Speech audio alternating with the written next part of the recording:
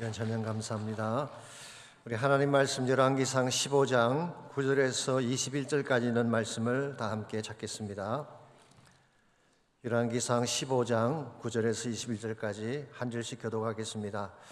이스라엘의 여로보암 왕 제20년에 아사가 유다 왕이 되어 예루살렘에서 41년 동안 다스리니라. 그의 어머니의 이름은 마아가라. 아비살롬의 딸이더라.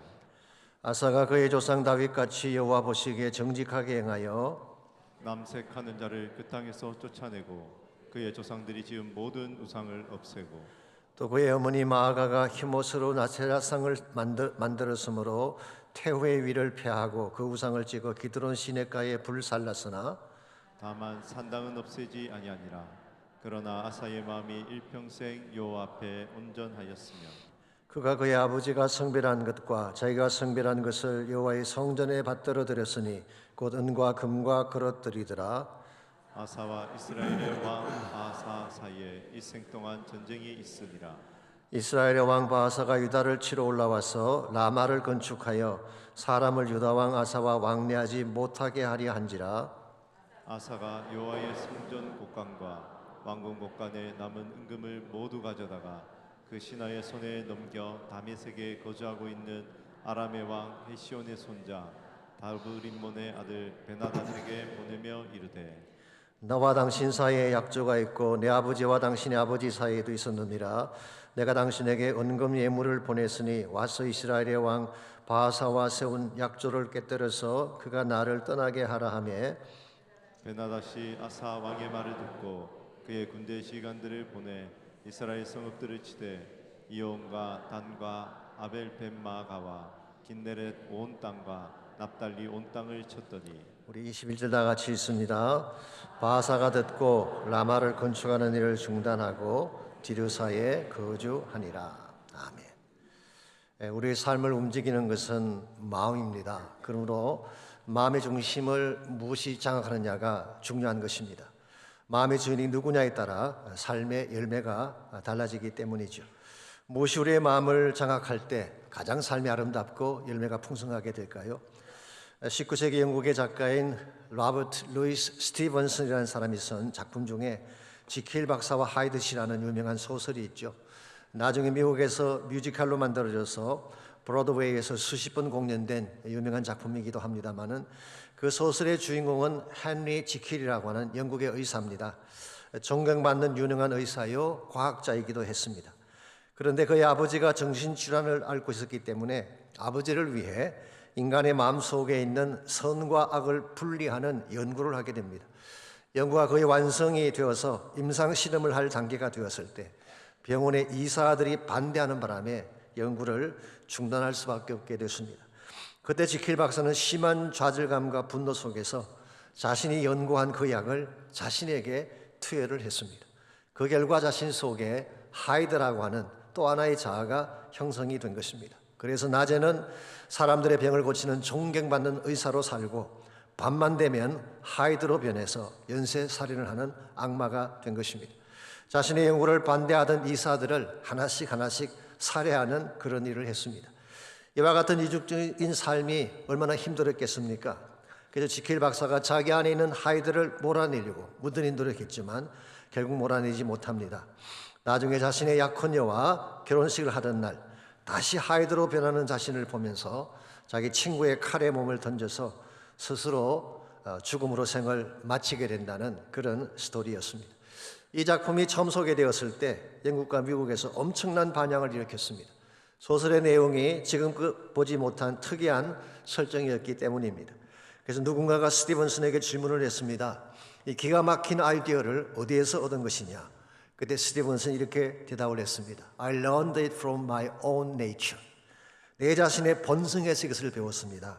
자신 안에 존재하는 두 개의 자아를 보며 인간의 본성이 이렇다는 것을 깨닫게 됐다는 설명이었습니다. 그렇습니다. 우리 모든 인간의 내면에는 두 개의 자아가 공존하고 있습니다. 하나는 착한 나, 또 하나는 나쁜 나입니다. 여러분에게도 있고 저에게도 있어요. 남편에게도 있고 아내에게도 있습니다. 이 둘이 왔다 갔다 하는 것입니다. 일반적으로 연애할 때는 지킬 박사가 되다가 기로만 하면 하이드로 변하는 남자들이 많죠. 교회 안에서 예배 드릴 때는 지킬이 되었다가 파킹장만 내려가면 하이드로 변하는 분들이 가끔 계십니다. 많지는 않지만 가끔 계세요. 왜 이런 일이 일어날까요? 우리가 예수님을 믿었지만 우리 안에는 여전히 옛 자아가 남아있기 때문에 그렇습니다. 예수를 믿고 새롭게 된 나의 새 자아가 있는가 하면 동시에 죄성을 가진 악한 자아가 우리 안에 공존을 하고 있는 것입니다. 그러므로 어떤 자아가 내 마음의 중심을 장악하느냐에 따라서 착한 지킬이 되기도 하고 악한 하이드가 되기도 하는 것입니다. 사도 바울도 로마서 5장에서 우리 안에 두 가지 소욕이 있다고 소개를 하셨습니다. 하나는 육체의 소욕이고 또 하나는 성령의 소욕입니다. 육체의 소욕이라고 하는 것은 sinful nature 혹은 fleshly desire 그렇게 번역을 할 수가 있습니다. 이 육체의 소욕이 우리 마음을 장악하게 되면 시기, 질투, 분노, 탐욕, 술 취함, 방탕함의 열매를 맺는다고 했어요. 그 반면에 성령의 소욕이라고 하는 것은 우리를 성결하게 만드는 거룩한 성령님의 디자이어를 말하는 것입니다. 그래서 성령이 우리 마음을 장악하게 되면 성령의 9가지 열매가 맺혀지게 되죠. 사랑과 희락과 화평과 오래 참음과 자비와 양성과 충성과 온유와 절제라고 하는 귀한 열매들이 맺혀지게 되는 것입니다.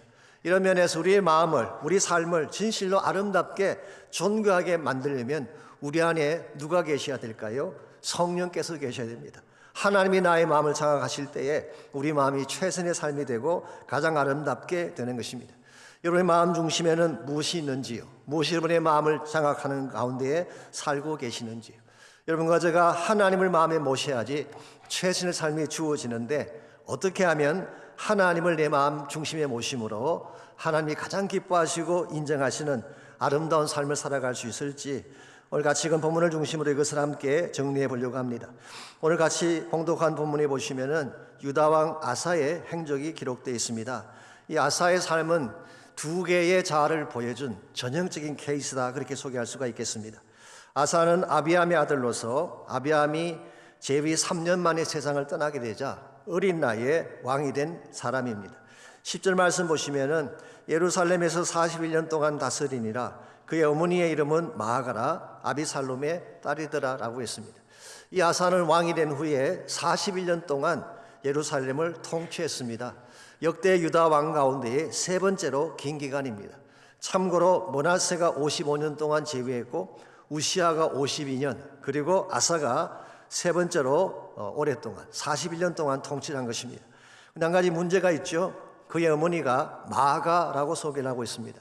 지난주 설교 때 말씀을 드릴 때 이 마아가는 아비암의 어머니라고 소개를 했는데 어떻게 아사의 어머니가 될까요? 그래서 어떤 성경학자들은 아사가 아비암의 아들이 아니라 동생이 아닐까 그렇게 해석을 하기도 합니다만은 꼭 그렇게 볼 필요는 없습니다.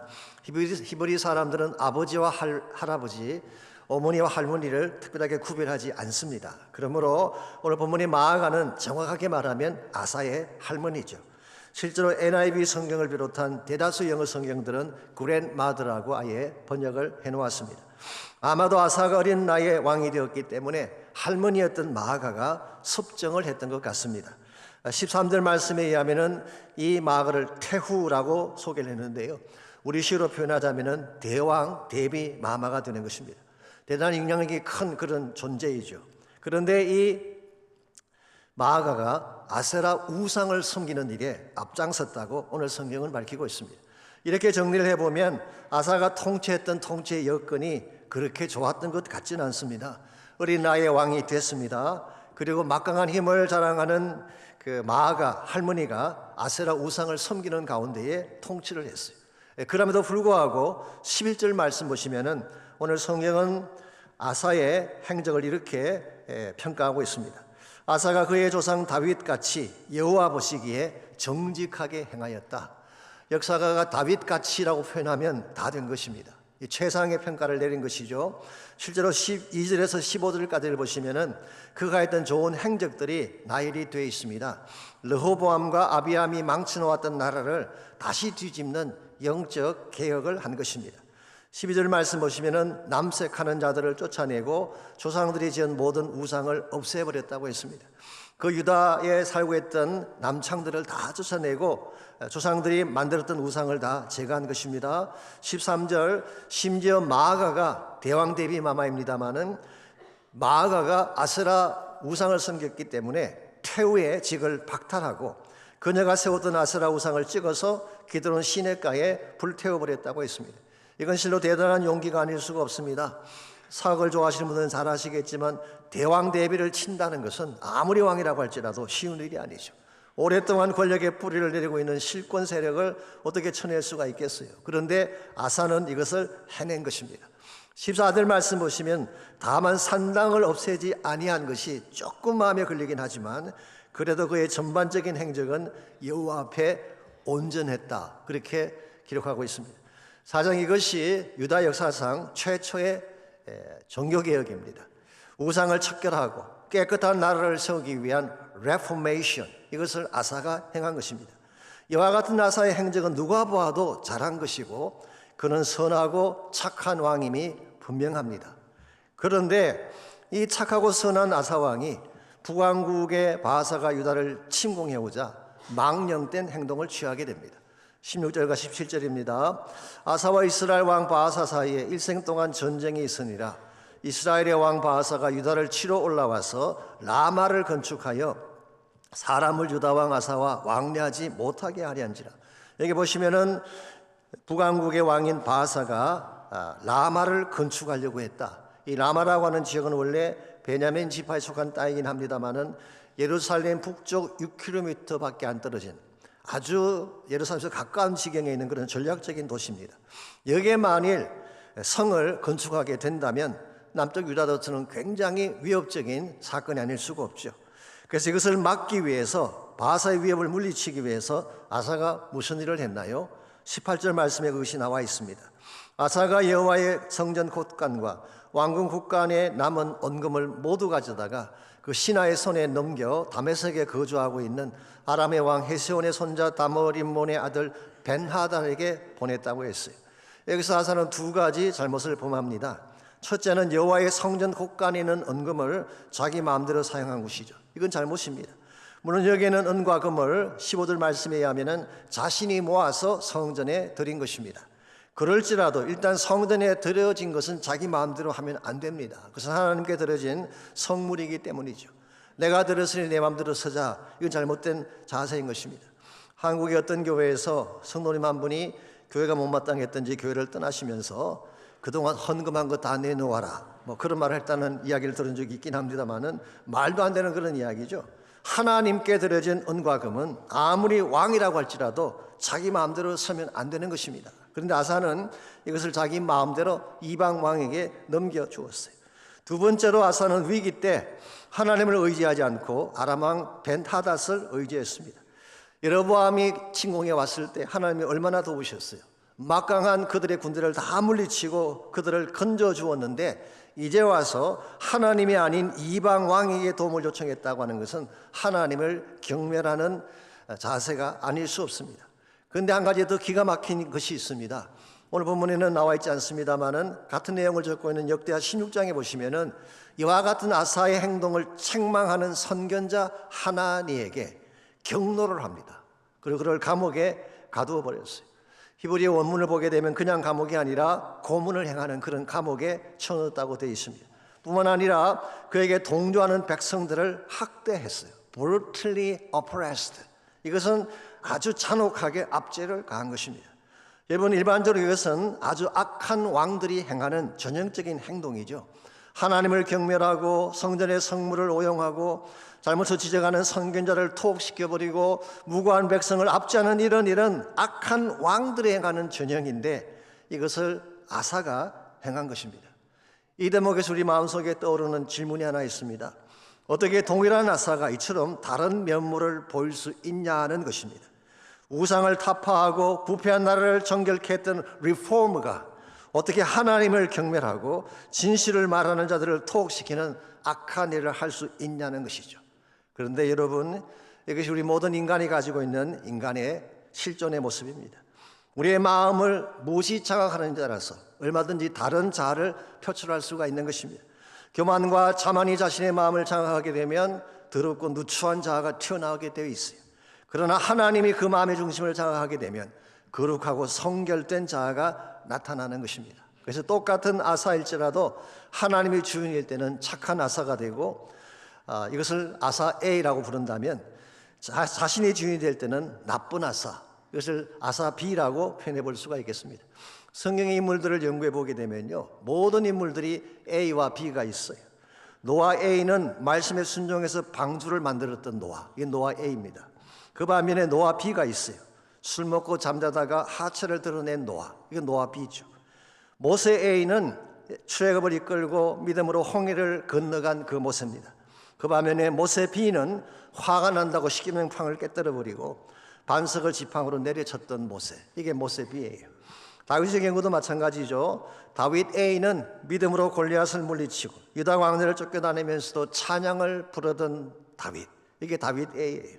그러나 다윗 B는 우리의 아내를 취하고 거짓말하고 살인까지 시도했던 다윗 B. 신약 성경에 보면 베드로가 나오는데요, 베드로도 A, B가 있습니다. 베드로 A는 주는 그리스도시요 살아계신 하나님의 아들이라고 고백했던 베드로가 있죠. 그 반면에 베드로 B는 계립종 앞에서 저주하면서까지 주님을 모른다고 부인했던 베드로가 있습니다. 오늘 여러분과 저에게는 A와 B가 없을까요? 저는 분명히 있다고 생각합니다. 저에게도 있어요. 박성근 A가 있고 박성근 B가 있는 것입니다. 이게 왔다 갔다 하는 것입니다. 지금 한국에 나가 계시는 목사님이시지만 이번에 미국에서 목회하실 때 이런 일이 있었다고 합니다. 한번님 권사님 한 분이 오시더니 할 말이 있다고. 제가 보기에 목사님은 영역이 부족해요. 그 말을 듣는 순간 그렇게 말씀하시는 권사님도 영역이 달랑달랑하는 것 같으네요 라고 말하려다가 그 말을 하고 나면 목회가 힘들어지는 것입니다. 잠깐 숨을 멈추고 기도했어요. 이것을 숨기도라고 합니다. breath prayer. 그때 성령님께서 도와주셔서 이렇게 대답을 했다고 합니다. 권사님 참 감사해요. 제가 더 기도할게요. 짧은 순간이지만 A와 B가 교차되는 순간이라고 할 수가 있죠. 여러분의 삶 가운데는 이런 교차의 순간이 없을까요? 착한 나가 되었다가 그 다음 순간에 나쁜 나로 변하는 이와 같은 좋은 나와 나쁜 나의 교차의 순간 없을까요? 저는 분명히 있을 거라고 생각합니다. 가정에서도 일어나고 교회에서도 일어나고 여러분의 삶 생활 가운데 항상 A와 B가 교차되는 것입니다. 이걸 결정하는 것이 뭘까요? 내 마음의 주인이 누구냐가 결정하는 것입니다. 내가 마음의 주인이라면 나쁜 나가 나올 수밖에 없습니다. 우리 모두는 악한 본성을 가진 죄인이기 때문입니다. 그러나 하나님이 내 마음의 주인이 되시면 착한 나가 나와서 주님을 기쁘시게 하고 최상의 열매를 맺으며 살게 되는 것입니다. 이 시간 여러분 마음속에 물어될 질문이 이것입니다. 과연 나의 마음의 주인은 누구인가? 라는 것입니다. 하나님인가? 나 자신인가? 세상인가? 예수 그리스도인가? 여러분의 삶이 진실로 아름다워지기를 원한다면 내 마음의 주인을 하나님으로 삼고 그분 중심으로 살아가야지 여러분의 인생이 가장 빛나고 아름답게 되는 것입니다. 우리에게 어떻게 하면은 내 마음 중심에 하나님을 모시고 하나님이 기뻐하는 착하고 귀한 열매를 맺으며 살아갈 수 있을지 오늘 본문에 소개된 아사의 케이스를 통해서 하나님 중심의 삶을 사는 비결에 대해서 함께 정리해 보려고 합니다. 첫 번째로 하나님이 중심이 되는 삶을 살려면은 가치에 대한 분별력이 있어야 돼요. 무엇이 가치인가를 바로 분별할 수 있는 영적인 분별력이 있어야지 하나님 중심으로 돌아갈 수가 있는 것입니다. 오늘 본문의 아사왕이 망령된 결정을 하게 된 첫 번째 이유가 뭔지 아십니까? 가치에 대한 분별력이 없었기 때문입니다. 18절을 다시 보겠습니다. 아사가 여호와의 성전 곳간과 왕궁 곳간에 남은 언금을 모두 가져다가 그 신하의 손에 넘겨 다메섹에 거주하고 있는 아람 왕 헤시온의 손자 다블림몬의 아들 벤하닷에게 보내며 이르되, 여기 보시면은 여호와의 성전 곳간과 왕궁 곳간에 남은 언금 모두를 다메섹에 거주하는 벤하닷에게 주었다, 그렇게 기록이 되어 있습니다. 왕궁 곳간에 있는 금을 갖다 준 것은 maybe okay, 자기가 모아둔 재산이니까 자기가 쓸 수 있을 것입니다. 그러나 성전 곳간에 있는 언금은 건드리면 안 되는 것입니다. 여러분, 줄 것이 있고 주어서는 안 되는 것이 있는데 아사는 이것을 분별하지 못한 것입니다. 더구나 하나님의 성전에 있는 것을 이방 땅에 있는 이방 왕에게, 다메섹이라는 지역은 다마스커스죠. 그 당시 시리아의 수도였습니다. 이방 땅에 있는 이방 왕에게 예물로 드렸다고 하는 것은 거룩한 성전의 가치를 회파한 것입니다. 여러분, 하나님께 속한 것은 이 세상에 무엇보다도 존귀한 것입니다. 이것을 함부로 다루고 아무에게나 던져준다는 것은 영적 분별력을 상실한 것입니다. 여러분, 가치라고 하는 것은요, 가치를 알아보는 자에게 의미가 있습니다. 가치를 알아보는 눈이 없으면 아무리 귀한 것을 앞에 두어도 그것을 알아차리지를 못합니다. 예를 들어서 미술관에 유명한 화가의 그림이 걸려 있다고 할 때에 모르는 사람은 그것을 어프리시에이트 할 수가 없어. 진가를 알아볼 수가 없습니다. 근데 그림을 아는 자에게는 전율을 일으킬 정도로 감동을 주는 그림이 되죠. 이 클래식 음악을 아는 사람들에게는 오페라 공연 티켓 한 장이 대단히 가치가 있는 것입니다. 그런데 저같이 뽕짝을 좋아하는 사람들에게는 배철수의 7080의 티켓이 훨씬 더 가치가 있는 거죠. 그 내용을 모르면은 가치를 인정할 수가 없는 것입니다. 그래서 예수님께서도 돼지 앞에 진주를 던지지 말라라고 말씀하신 적이 있습니다. 돼지가 진주를 좋아할까요? 좋아하지 않습니다. 아니, 왜 이렇게 딱딱하고 씹히지도 않는, 또 왜 빛은 나서 눈만 피곤하게 만드느냐, 그리고 틀림없이 진주를 주면 밀쳐낼 것입니다. 근데 꿀꿀이 죽을 주면 어떻게 할까요? 꼬리를 흔들며 달려드는 것입니다. 돼지의 눈에는 먹는 것이 최상의 가치로 보이기 때문이죠. 우리의 신앙생활도 마찬가지입니다. 영적 눈이 떠져야 하나님 안에서 누리는 축복이 얼마나 소중한지를 알게 되는 것입니다. 그런데 우리가 얻은 구원의 사건, 얼마나 귀한 사건인지 아십니까? 무엇과도 바꿀 수 없는 소중한 축복입니다. 하나님의 자녀가 되고 천국 백성이 되는 이 특권은 세상의 무엇과 비교할 수 없는 보화 중의 보화이죠. 이걸 아는 사람만이 하나님께로 돌아갈 수 있다는 것입니다.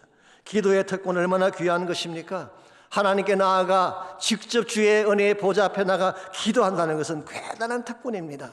이 특권을 모르는 사람, 이 기도의 능력을 경험하지 못한 사람은 절대로 새벽기도 안 나오죠. 아무리 특세를 해도 라틴 새벽기도에도 나오시지 않습니다. 이 기도의 가치를 모르기 때문에 그런 것입니다. 말씀의 가치를 모르는 사람이 성경을 읽을까요? 성경을 묵상하고 말씀대로 살까요? 대단히 힘들 것입니다. 성령의 가치, 은사의 가치, 사랑과 섬김의 가치를 모르는 사람들은 그것을 사모하지 않습니다. 그러나 영적인 눈이 떠진 사람은 이 가치들을 향해 달려가게 되고 이걸 소중하게 여기며 사모하게 되는 것입니다. 특별히 예배의 소중함을 모르는 사람은 주일마다 드리는 예배가 얼마나 큰 축복인지를 알지를 못합니다. 그래서 예배를 가볍게 여기고 때로는 밥 먹듯이 빠지기도 하죠. 그러나 영적으로 눈이 떠진 사람은 결코 그렇게 하지 않습니다. 세상에 무엇보다 소중한 것이 예배라는 사실을 깨닫고 예배를 사모하게 되는 것입니다.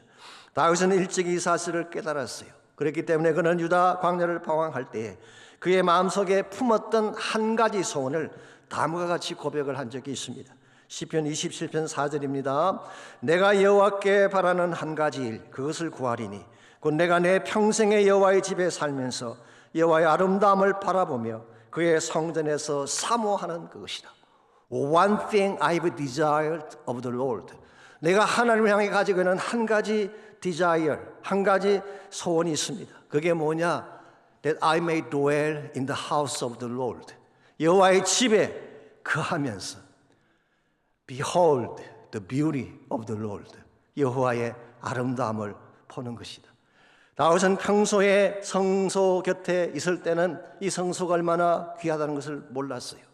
그러다가 사울에게 쫓겨다니면서 유다 광야를 헤매이면서 모든 것이 다 말라져 갈 때 비로소 깨닫게 된 평생의 한 가지 소원, 그게 뭐라는 것입니까? 주의 아름다우심을 보며 사랑을 노래하는 것, 이 사실을 깨닫게 된 것입니다. 여러분, 영적 눈이 떠지게 되면 하나님 안에 있는 모든 축복이 얼마나 보화인지를 알게 돼요. 세상의 것과 비교할 수가 없습니다. 그리스도 안에 감추어진 보화, 하나님 안에만 감추어진 이 보화를 바로 알 때에 하나님 중심으로 살게 되고 하나님을 존귀하게 여기며 살게 되는 것입니다. 그러므로 우리가 진실로 하나님 중심의 삶을 살기를 원한다면 우리가 진정한 영적 가치에 눈을 떼야 합니다. 두 번째로 삶의 방향이 바로 되어야 하는 것입니다. 바른 방향성을 가져야지 하나님 중심으로 갈 수가 있어요. 자, 문제가 생겼을 때 하나님을 향해 나아가야지 세상을 향해 나아가게 되면 안 된다, 그런 뜻입니다. 오늘 본문에서 아사가 실패한 두 번째 이유가 뭔가요? 위기가 찾아왔을 때에 하나님께로 나아가지 않고 이방 왕 베나닷에게로 나간 것입니다. It's wrong direction. 이 잘못된 방향을 선택한 것입니다. 19절에서 21절까지를 보시면요, 아사가 베나닷과 약조를 맺고 북왕구를 치게 함으로써 바하사가 라마 건축을 중단하고 도망가게 되었어요. 자, 이것으로 정말 문제의 근본이 해결된 것일까요? 그렇지 않습니다. 베나닷이 지금은 뇌물을 받고 아사를 도왔지만 앞으로도 계속 도움자가 될까요? 저는 그렇지 않다고 생각합니다. 성경을 나중에 읽어보십시오. 베나닷 1세, 그의 아들 2세, 3세까지 계속되면서 아람 제국이, 시리아 제국이 엘리사 시대까지 이스라엘의 대적자가 됐습니다. 그러므로 여러분, 아무리 급해도 세상을 믿는 게 아니에요. 세상을 믿으면 언젠가는 후회하게 되고 세상은 본색을 드러내게 되는 것입니다. 그러므로 이 아사의 두 번째 잘못은 이 세상을 향해, 베나닷을 향해 방향을 터남으로써 하나님을 떠났다는 데 문제가 있는 것입니다. 이 사실을 알게 된 선견자 하나니가 역대하 16장 9절에서 이렇게 책망을 했어요.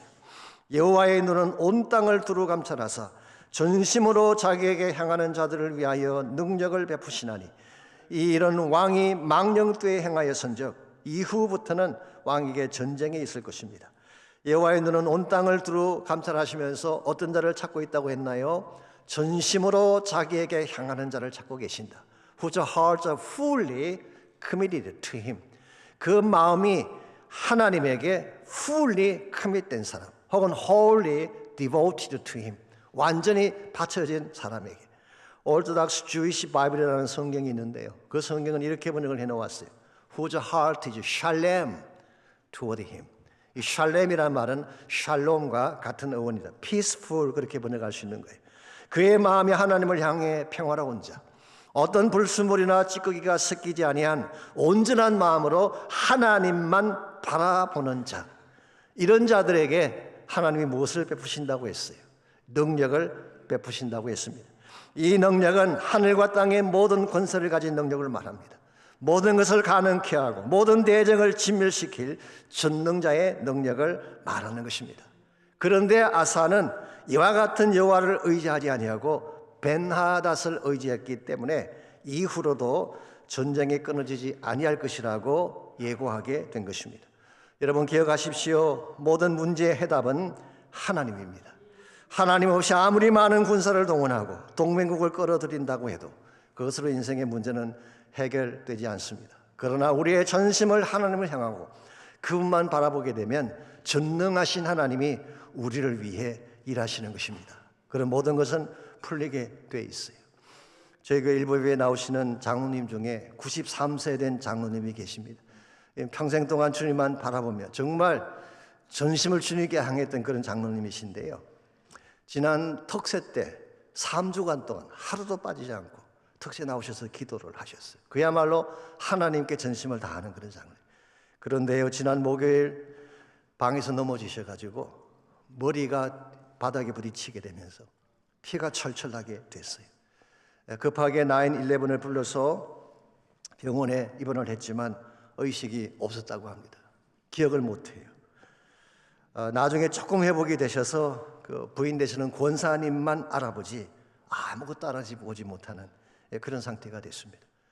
93세에 이런 일을 당하면요, 이 연세에는 대부분 회생한다는 것은 거의 불가능하죠. 뇌에 피가 흐르고 93세가 되는 분이 쓰러지셨는데 회복된다고 하더라도 몸을 움직일 수가 있겠습니까? 그런데요, 어제 저희들이 병원에 신방을 갔는데 병실에 들어서자마자 첫 마디가 목사님, 사모님 알아보는 거예요. 제가 그 말 듣고 할렐루야 그랬어요. 그리고 같이 간 우리 김 목사님도 알아보고 최 목사님도 알아보고 다 알아보세요. 그리고 얼마나 또렷또렷하게 말씀을 다 하시는지, 제가 기도하겠다고 손을 붙잡고 기도했는데 얼마나 힘이 좋으신지, 몸도 잘 움직이시고 뭐 그러세요. 곁에 계시던 권사님이 이건 기적입니다 라고 이야기하셨어요. 그렇습니다. 기적입니다. 하나님이 하신 일이기 때문에 하나님을 향하여 전심을 쏟는 자들을 하나님이 이렇게 지켜주시는 것입니다. 위기의 때에 모든 사람들이 불가능하다고 하는 그때에 지키시고 일으키시는 분이 하나님의 능력이에요. 이분이 또렷하게 말씀도 하시고, 사실 어제 내일 태어난다 그래서 오늘 태어나셨어. 그리고 다음 주 교회 나오시겠다고 그렇게 말씀까지 하셨어요. 하나님이 아니면 하실 수 없는 기적들이에요. 오늘 여러분과 제 마음이 하나님께 전심을 다 행하게 되면 하나님은 오늘날도 이런 일을 행하시는 줄 믿습니다. 힘들고 어려울 때에 혼자서 신음하지 마십시오. 하나님을 향하시기 바랍니다. 그분에게 전심을 쏟고 기도하시기 바랍니다. 그때 하나님이 하늘 문을 여시고 기적과 치유의 능력을 부어주시는 거예요. 이와 같이 우리가 하나님 중심의 삶을 살아가려면 가치에 대한 영적 눈이 떠야 돼요. 무엇이 소중한가를 알아야 됩니다. 두 번째로 하나님을 향해 기도하며 나아가야지, 전심을 하나님을 향해 나아가야지 하나님이 우리 중심에서 일하시는 것입니다. 마지막 세 번째로 하나님 중심의 삶을 살려면 신실한 믿음을 가져야 됩니다. 즉 처음 믿었던 믿음을 끝까지 견지할 수 있어야지 하나님 중심의 삶을 살 수 있다, 그런 뜻입니다. 사실 오늘 본문의 아사는요, 처음에는 참 잘했어요. 하나님 앞에서 정결했고 바른 마음으로 개혁을 주도했습니다. 그런데 이것을 끝까지 메인테인하지 못하고 변질되었다고 하는 데에 문제가 있는 것입니다. 그래서 23절을 보시면은 그의 말년에 나타났던 질병 하나가 소개가 되어 있습니다. 아사의 남은 사적과 모든 권세와 그가 행한 모든 일과 성읍을 건축한 일이 유다 왕 역대 지략에 기록되지 아니하였느냐. 그러나 그는 늙음하게 발에 병이 들었더라. 늙음하게 발병이 걸렸대요. 나를 버리고 가시는 님은 10리도 못 가서 발병 난다 라고 한 것처럼 하나님을 떠난 그의 인생이 10리도 못 가서 발병이 난 그런 케이스입니다. 솔직히 이 병이 어떤 병인지는 모릅니다. 그런데 제 생각으로 이 발에 병 난 것이 단순히 무좀이 났다든가 발을 삐쳤다든가 그런 케이스는 아닌 것 같습니다. 왜냐하면 내가 이 병에 걸려서 2년 만에 세상을 떠났기 때문입니다. 그러므로 아마도 살이 썩어 들어가든지 다리를 잘라야 되는 그런 중병이었을 가능성이 많습니다. 그랬으면 어떻게 해야 될까요? 하나님께로 컴백해야 되지 않겠습니까? 근데 역대하 16장에 보시게 되면 아사는 이 병에 걸렸을 때에 여호와께 구하지 아니하고 의원들에게 도움을 구했다고 기록하고 있습니다. 그리고 그는 2년 뒤에 세상을 떠나고 말았어요. 어쩌면 이것이 하나님이 그를 돌이키기 위한 마지막 기회였는지도 모르는데 아사는 하나님께로 돌아오지 않고 사람들만 의지하다가 세상을 마친 것입니다. 역대서 기자가 이것을 굳이 기록한 이유는 아사왕의 마지막에 결코 해피 엔딩이 아니었음을 보여주기 위함일 것입니다. 사랑하는 성도 여러분, 우리가 하나님을 주인 삼고 살아야지 우리 삶이 바르게 되는 것입니다. 그러려면 처음과 나중이 같아야 돼요. 좀 잘 살게 되었다고 믿음을 떠나간다든가 혹은 반대로 시련이 찾아왔다고 하나님을 떠나가게 되면 결코 행복한 결론으로 살아갈 수가 없습니다. 인생이 막힐 때도 하나님, 인생이 잘 풀릴 때도 하나님, 주어진 상황에 상관없이 절대적인 믿음으로 하나님만 바라보고 살아갈 때 우리 인생의 열매가 가장 아름답게 되고 존귀한 삶을 살게 되는 것입니다. 인생의 성패는 하나님께 달려 있습니다. 하나님이 내 삶의 주인이 될 때 인생의 전성기가 찾아오는 것입니다. 그러나 내가 주인이 되는 순간 삶의 모든 것은 흔들리기 시작합니다. 나쁜 나가 인생을 주도하기 때문이죠. 그러므로 이 시간 우리의 마음 중심에 누가 있는지를 확인할 필요가 있습니다. 하나님인가 세상인가, 성령님인가 아니면 육체의 소욕인가. 만일 내 마음속에 아직도 세상의 소욕이 남아있다면, 나 중심적인 삶이 남아있다면 그 모든 걸 다 비워내고 하나님께로 돌아가야 합니다. 하나님 중심으로 살아가려면 첫째로 참된 가치에 눈을 떠야 돼요. 구원이 얼마나 축복인지를, 예배가 얼마나 중요한 축복인지를, 기도와 성령이 얼마나 소중한 것인지를 깨달아야 돼요. 두 번째는 마음의 방향을 항상 하나님을 향해야 됩니다. 세상은 절대로 우리의 아군이 아닙니다. 끝까지 나를 도와주고 나에게 진정한 해답을 주실 분은 하나님 한 분밖에 없습니다.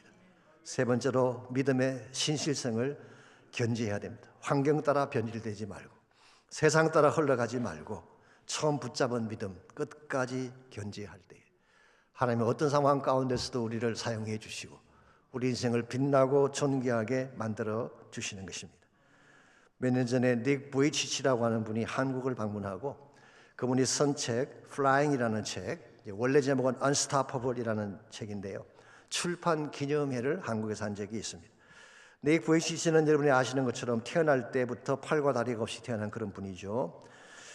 그럼에도 불구하고 이 책의 출판 기념회를 한국에서 했는데 그때 함께했던 기자 중에 한 분이 질문을 했습니다.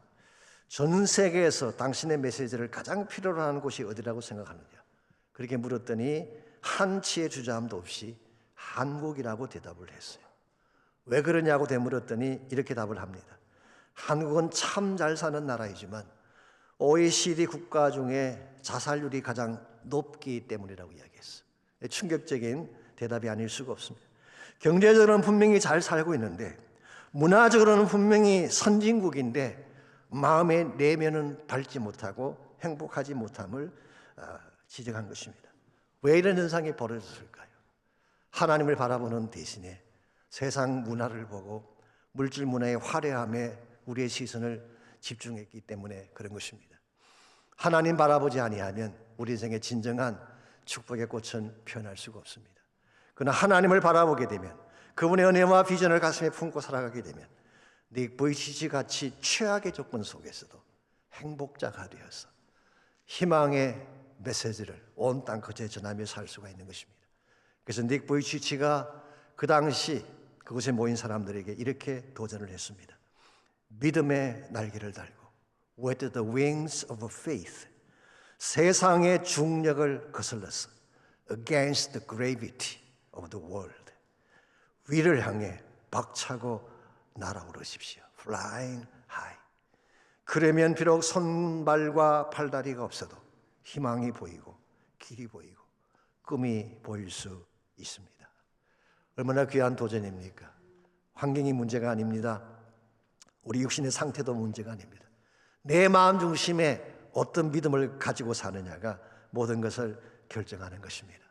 우리의 마음 중심에 하나님이 계셔야 됩니다. 성령의 임재가 가득 차야 돼요. 그때 하나님만이 여러분의 삶을 바르게 이끄실 수가 있게 되고 여러분 삶 가운데 최상의 축복을 안겨주시는 것입니다. 여호와의 눈은 온 땅을 두루 감찰하사 전심으로 자기를 향하는 자에게 능력을 베푸신다고 약속하셨습니다. 이 시간 여러분의 마음의 문을 열고 그 하나님께 전심을 향하시기 바랍니다. 그리고 간절한 마음으로 기도하시기 바랍니다. 그때 하나님이 여러분의 인생을 책임져 주시고 최상으로 만들어 주십니다. 우리 하나님은 위대하신 분이십니다. 상한 자를 고치시며 상처를 삼으시는 분입니다. 그가 구름을 덮으시고 비를 준비하시면 온 땅에 단비가 쏟아지게 돼 있습니다.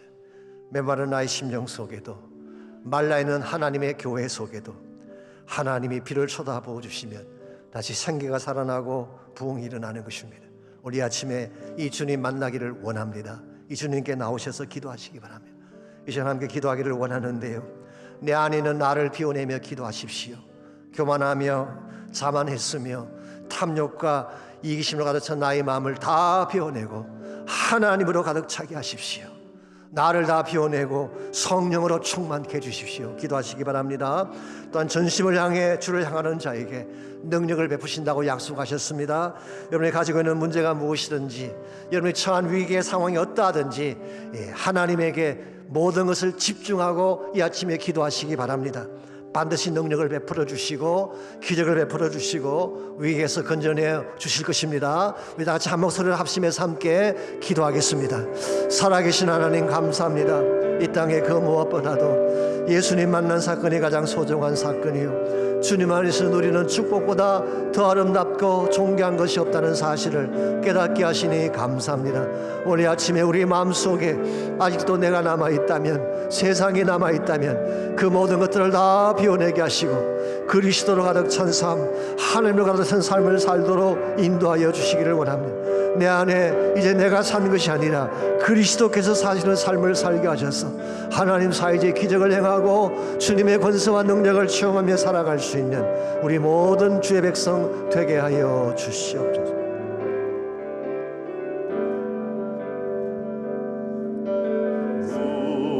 우리 주는 위대하며 능력이 많으시도다.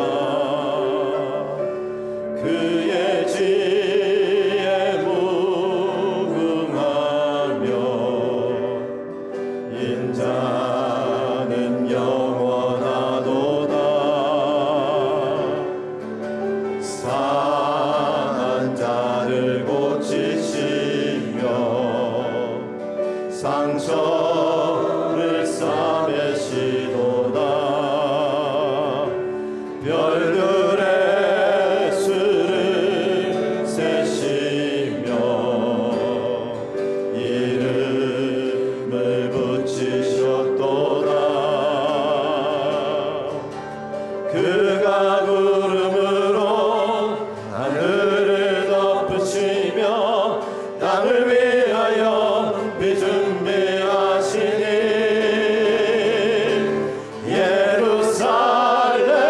예루살렘아 여호와를 찬송할지어다. 내 하나님을 감사함으로 그 앞에 나가며 주 임재 앞에 경배해. 우리 다 일어나셔서 다시 한번 고백합니다. 우리 주는 위대하며 능력이 많으시도다. 그의 지혜에 무궁하며 인자는 영원하도다. 상한 자를 고치시며 상처를 싸매시도다. 별들의 수를 세시며 이름을 붙이셨도다. 그가 구름으로 하늘을 덮으시며 땅을 위하여 비 준비하시니 예루살렘아 여호와를 찬송할지어다. 내 하나님을 감사함으로 그 앞에 나가며 주 임재 앞에 경배해. 온 열방이여 여호와를 찬송할지어다. 내 하나님을 경외함으로 그 앞에 엎드려 주의 영광 선포해. 주의 영광 선포해. 주의 영광 선포해.